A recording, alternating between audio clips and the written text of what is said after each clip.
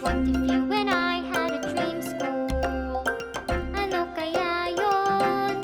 Would it have dinosaurs like experiments? Little things that become big. What if we could suddenly see invisible things? Would it have a giant heart or a big, big brain? Or flies into outer space? May sagot sa ating mga tanong, pero tuturuan din tayo magtanong. Okay lang din magkamali, so that we learn so much more. Sa dream school natin, learning is never boring. So it's an adventure. How do we do that? What do we do? With the power of science, art and imagination, all the wonders you will find in the mind is school. Tara na! Join us as we explore Mind is School. The coolest marketplace for science and art ideas, Step into amazing portals with us. where extraordinary, weird, and mind-blowing connections come to life.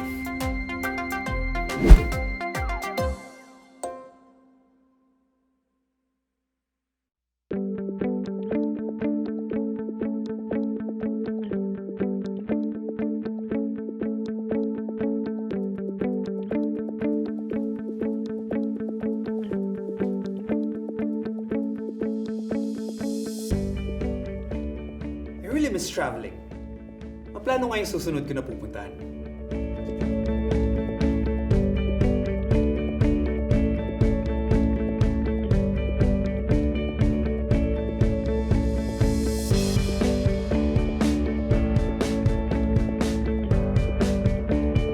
Good morning, Pecier! Are you traveling soon? Hello po, Manong Guard. Hindi pa po. But I want to get ready for a different kind of travel pag pwede na. Uy, wow, ang ganda nito. So fascinating. Tignan nga.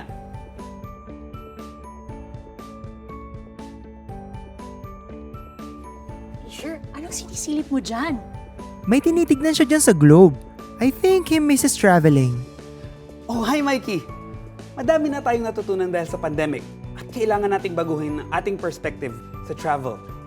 Tama ka dyan, Pecier. Kung ayaw na natin maulit ang pandemic and to have a better planet, anong klaseng travel kaya ang kailangan nating gawin? You know what, Mikey? That question is part of our mission in planning our adventure today. If we can pick places that will teach us the most important lessons about natural life, where do we go? Aha! Alam nyo, may napuntaan akong lugar. Kakaiba talaga siya. Halika kayo, dito kayo sumilip at dumaan. Sigurado akong kakaiba ang adventure nyo sa lugar na yan. Mikey, ito, tignan natin. Wow! Saan lugar kaya to? Ako din, Mikey, na-intriga.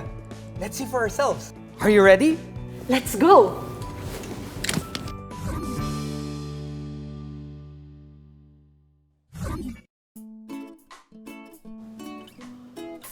Are we still on Earth? Bakit parang nasa sinaunang panahon tayo, Pecier? I think I know where we are, Mikey. Tortoises? Hot Earth? Magamit na yung mind blower natin to scan.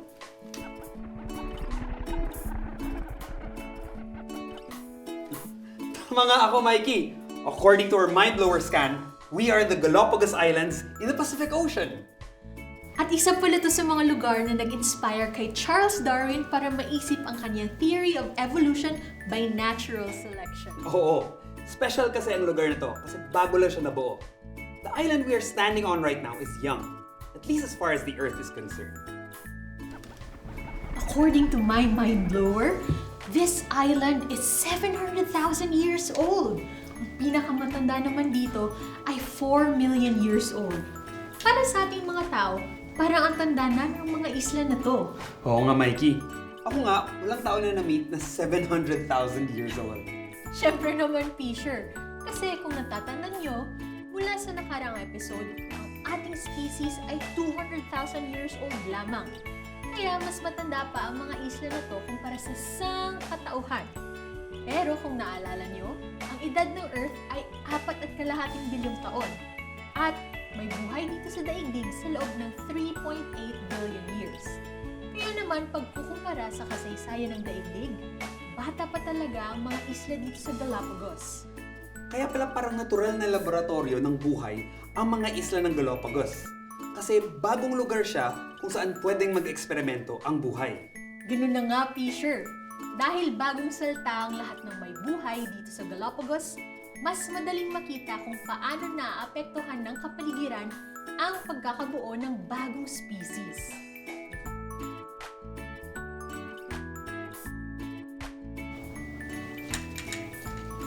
Pecier! Oh, Mikey! May ibon sa ulo mo, huwag kang gumalaw. Because this place does not have humans who prey on the birds, they are not afraid to come close to people. Even that close. Let me use my mind blower.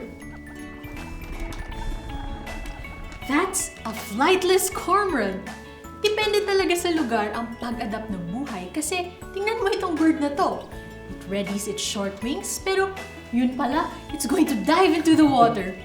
Yes, that's because in this place, it is easier to get food in the sea than to fly around and look for it. Mikey, andito ako ngayon sa Tundra. Wow, ang cool! Literally! Ako naman, Pecier, andito sa grassland!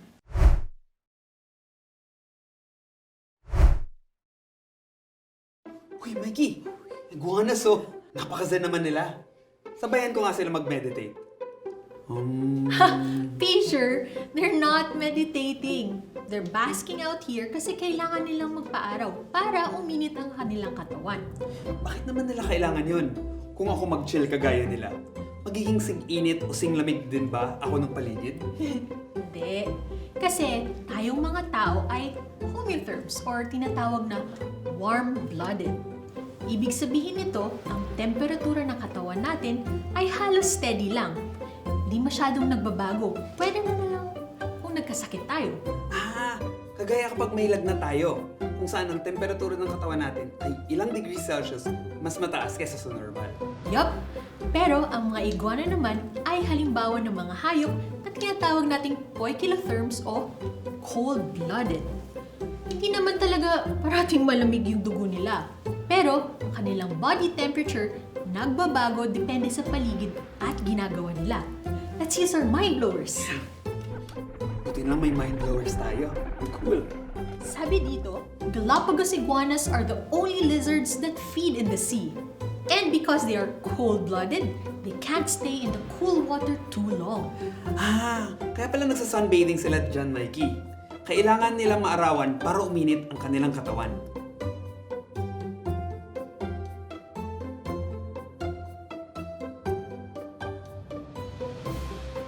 Ang galing talaga na dito tayo pinadala ng amazing travel shop para simulan ang travel natin to learn about the connection of life and place. Yes, sa Galapagos kasi, makikita mo ang mga kondisyon sa Earth kahit bago pa magkatao. Kakaroon tayo ng respeto sa lugar at buhay kasi we now realize na bagong dating lang ang mga tao sa scene ng buhay. Makita mo din ang malinaw na ang itsura at abilidad ng mga klase ng buhay dito, kagaya ng mga hayop na nakita natin kanina, ay nakadepende sa pag-adapt nila sa lugar. It gives us a snapshot of early life. But given thousands or even millions of years, what would life on Earth look like in other places? Lalo tuloy ako naging excited kung ano pa yung mga lugar na pupuntahan natin. Saan kaya yung susunod? Oh, it seems my mind blower is telling me to go this way.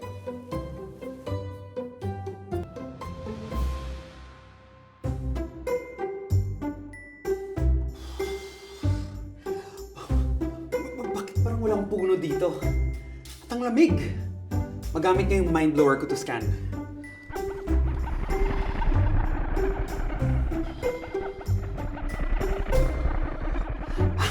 Kaya pala, nasa Tundra biome ako. Asa naman kaya si Mikey? Matawagan nga gamit ang mind blower ko. Mikey, andito ako ngayon sa Tundra. Wow, ang cool! Literally! Ako naman, Pecier, andito sa grassland! Tignan mo, Mikey. Dito sa Tundra, konti lang ang halaman at hayop na kayang tiisin ng lamig. Sa ilalim ng lupa ay meron pang permafrost o isang layer na permanently frozen. Dito naman sa grasslands, yung mga damuhan mas mataas pa kaysa sa ibang puno. Ang ating species na Homo sapiens ay unang nag-evolve sa grasslands sa Africa. Ang galing, no? Malaking factor sa mga biomes na ito ang dami ng sunlight na natanggap nila. Oo nga, makes me think. What happens if a biome is colder than a tundra or hotter than grasslands? Parang narinig ka ata ng mind blowers natin, Mikey. Time na daw para pupunta sa susunod na biomes. Ako naman yung napunta sa malamig. At mas malamig pa ata dito kaysa sa tundra kanina. Tawagan nga si Pecier. Pecier, saan ka dinala ng mind blower this time? Hi, Mikey! Andito ako ngayon sa isang desert.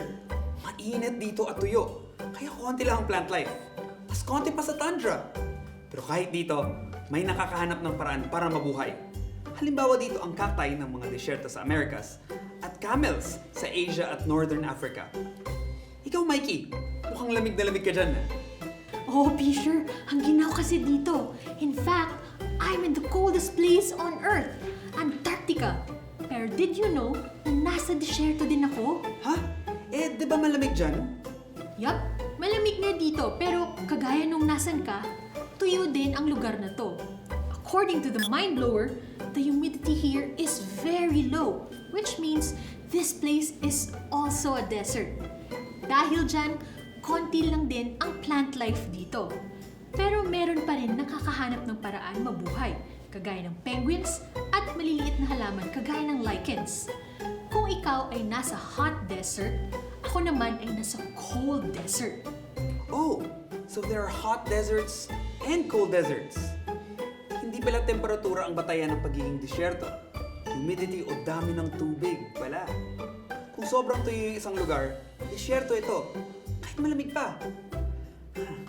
You learn or unlearn something new each day talaga, no? Speaking of learning something new, it seems our mind blowers want us to go to new locations again, Pecier. Oo nga! I'm excited to see where we go next. All the air, forests, oceans, weather, even ice. Connect all of us and all the lives in it.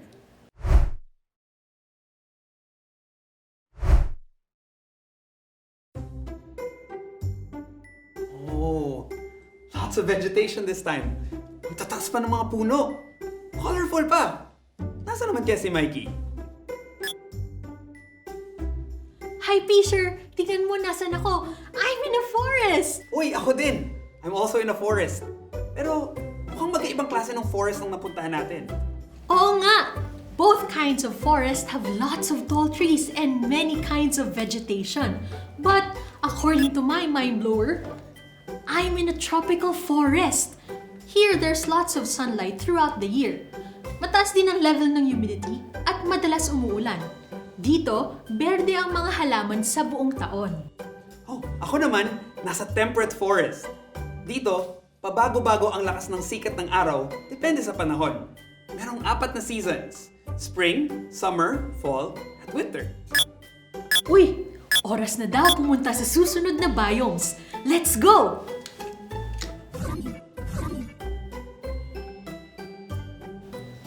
Yay! Malapit ako sa tubig! Hi, Mikey! Huy! Nasa tubig ka rin! Pareho tayo! Oo nga, Pecier. Pero magkaiba naman ang nabubuhay dyan kesa sa kung nasan ako. Let me check where I am exactly. According to my mind blower, nasa marine ecosystem ako. Ibig sabihin, andito ako ngayon sa dagat. Gamitin ko ang mind blower ko to scan. Ako naman nasa isang freshwater ecosystem. Nasa ilog ako ngayon. Pero ibang halimbawa din ng freshwater ecosystem ay ang lawa, sapa, batis, at iba pang anyong tubig na ang laman ay freshwater. Kaya pala magkaiba ang mga naninirahan dyan, Pecier. Kasi dito sa dagat, maalat ang tubig. Maraming naninirahan dito, mula sa malalaking balyena papunta sa pinakamaliit na mga phytoplankton na gumagawa sa karamihan sa oxygen na hinihinga natin. Siyempre, andyan din ang mga isda kagaya ng tuna, sardinas, at marami pang iba. Dito naman sa ilog, mayroong mga isda kagaya ng sinarapan at iba pang aquatic life forms kagaya ng freshwater shrimp. Fisher, di ba karamihan sa mga ilog dumadaloy papunta sa dagat? Oo nga, no? Sige, sundan ko ang daloy ng ilog na to. Baka pwede tayong magkita kung saan nagtatagpo ang ilog at dagat.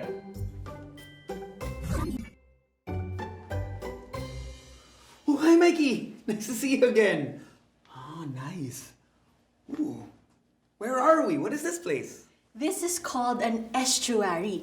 Dito naghahalo ang fresh water at tubig dagat.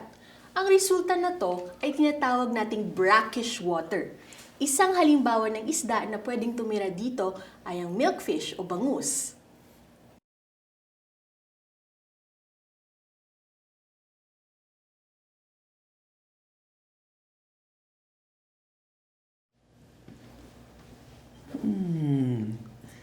This place looks familiar.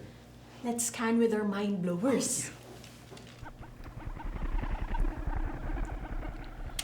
That's because we're back home in the Philippines. This is my home province, Iloilo. To be exact, we are where the Iloilo River meets with the Guimaras Strait. And, there's trouble in paradise. Bakit, Mikey? What seems to be the problem? According to my mind blower, the amount of salt in this water is higher than it normally is. I know, Mikey. That's one of the effects of the climate crisis. Because of the melting glaciers and permafrost, sea levels are rising. Umaakyat ang tubig dagat at pumapasok ang mas maalat na tubig sa mga lugar na dati ay brackish water o fresh water ang laman. Here's more information according to the mind blower.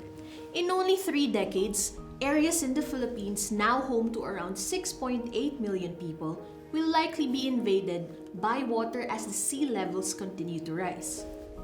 Uy, hindi lang yan, Mikey. According to my mind blower, pati pagkain natin na galing sa dagat, nanganganib. Ay naku, Fisher, mahilig pa naman ako sa isda. Ako din. Problema talaga para sa dagat ang pag-init ng daigdig kasama sa climate crisis dahil naaapektuhan ng pag-init ang life cycle at kalusugan ng mga yamang dagat. So, hindi na natin maasahan ang siklo ng huli sa dagat. Nakakabahala talaga, no? Lalo na para sa ating mga taga-Pilipinas.